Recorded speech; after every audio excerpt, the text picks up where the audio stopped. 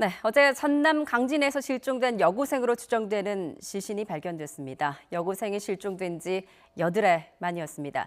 하지만 용의자가 숨지면서 이 사건을 둘러싼 의문점 점점 커지고 있는 분위기인데요.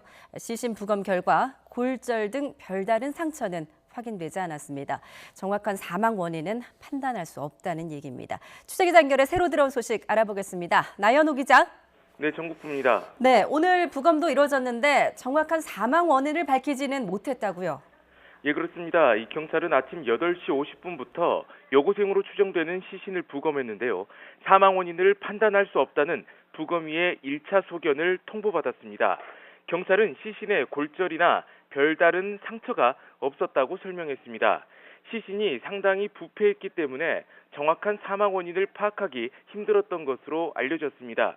경찰은 시신의 사망 원인을 밝히기 위해 정밀 부검을 할 계획입니다. 다만 부검 결과는 짧으면 2주, 길게는 한 달 정도 뒤에 나오는 것으로 알려졌습니다. 이 때문에 여고생 실종 사망 사건 수사가 장기화하는 것 아니냐는 우려도 나오고 있습니다. 네, 나 기자, 이 부검과 함께 시신 신원 확인도 이루어지고 있을 텐데 실종된 여고생이 맞는지 결과가 나왔습니까? 네, 저희 취재진도 결과를 기다리고 있습니다. 하지만 아직 전달되지는 않고 있는데요.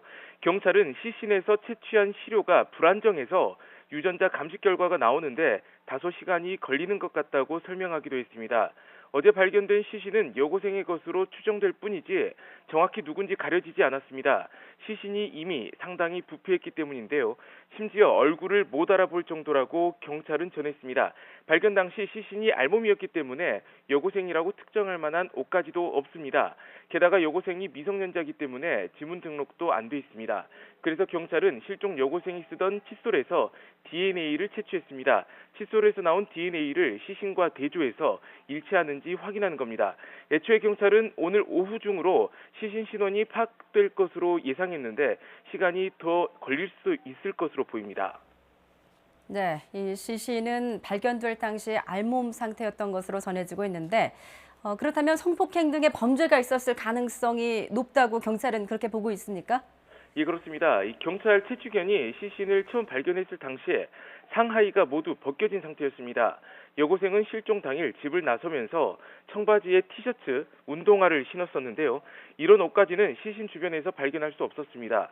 시신 바로 옆에서 나온 립글로스가 현재까지 나온 유일한 유류품입니다. 옷이 벗겨진 채 발견됐기 때문에 아무래도 성폭행 여부를 의심해봐야 합니다. 경찰은 시신이 나온 곳 주변에서 옷가지 등을 찾기 위해 수색하고 있습니다. 부검에서 또 중요한 게 타살 여부입니다. 경찰은 여러 정황상 여고생이 살해됐을 가능성에 무게를 뒀는데요. 유력 용의자가 이미 숨져버린 상황이어서 이 시신에서 타살 증거를 찾는 게 아주 중요해졌습니다. 지금까지 전국부에서 YTN 나연호입니다.